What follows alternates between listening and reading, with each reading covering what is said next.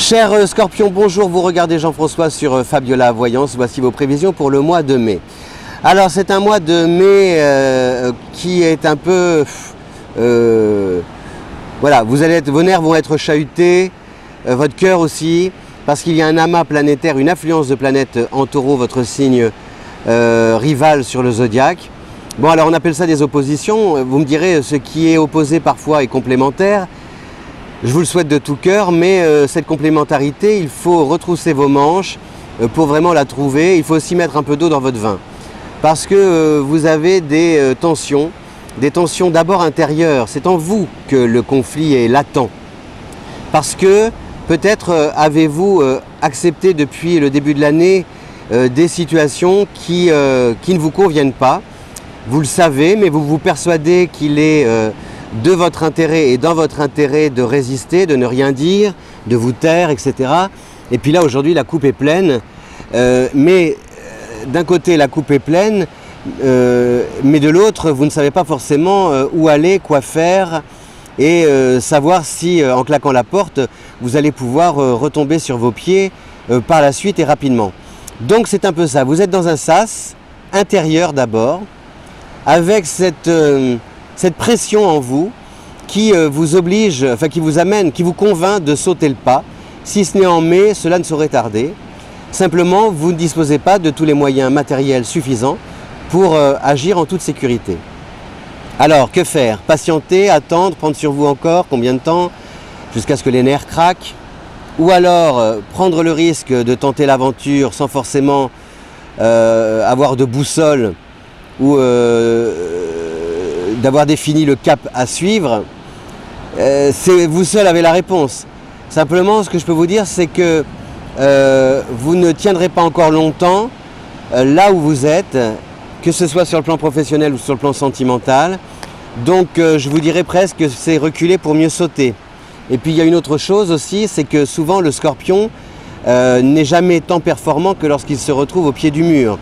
C'est lorsque vous vous retrouvez en situation un peu de danger que vous décuplez vos forces pour justement surmonter l'obstacle. Voilà, donc c'est tout. Moi, je n'ai pas la réponse. Simplement, ce que je peux vous dire, c'est que le soleil en scorpion jusqu'au 21 vous pousse comme ça dans l'ombre avec des personnes qui exercent une mainmise sur vous, une autorité, qui essaie de vous limiter, de limiter vos actions dans le travail. Par exemple, vous avez du mal à prendre des initiatives, ou alors tout ce que vous faites est critiqué, ce n'est jamais assez. Ça, c'est un peu dans le cadre du travail, avec ce soleil qui vous fait de l'ombre. Vous avez Mercure à partir du 6 qui vous embête à travers des papiers, des écritures, de l'argent, un banquier qui disait oui, qui dit non, une transaction qui devait se faire qui ne se fait pas, un appartement que vous deviez obtenir qui est repoussé, enfin tout ce genre de situations désagréables qui mettent vos nerfs en compote. Vous avez Vénus à partir du 16 pardon, qui vous fait douter sur le plan sentimental, avec soit l'ennui qui grandit, la routine qui vous mine, ou alors à l'inverse des doutes, des suspicions, en vous demandant si l'objet de votre désir, votre partenaire est bien sincère. Enfin voilà, tout ça, ça secoue, ça vous secoue en vous, moralement, psychologiquement, intérieurement, sentimentalement, votre cœur. Et donc, il y a, en fait, et il y a aussi Saturne qui est en Capricorne, en marche arrière, qui vous dit, attention, si tu n'agis pas, si tu ne fais rien maintenant, tu risques de revivre quelque chose que tu as déjà vécu dans le passé. Un schéma peut se répéter et vous sentez le truc venir, voyez. Et pour ne pas subir ou attendre le pire, eh bien peut-être qu'il y a dès maintenant une direction, une nouvelle orientation à définir, des pistes à creuser. Je ne dis pas que vous allez trouver la solution tout de suite, que le changement va se faire comme ça sur un simple claquement de doigts, mais voilà, vous êtes quand même à un carrefour,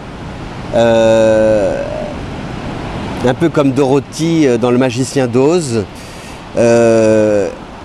mais quand même vous devez disposer de votre libre arbitre en écoutant votre voix intérieure pour savoir quelle est la destination la meilleure. Voilà, cher Scorpion, je vous remercie de votre fidélité à Fabio la Voyance. Si vous aimez cette vidéo, n'oubliez pas de la partager sur les réseaux sociaux. Profitez de cet air iodé, du bruit des vagues et de la mer. Comme ça, voilà, laissez venir l'intuition en réfléchissant justement à vos désirs et à vos orientations. À bientôt. Ciao.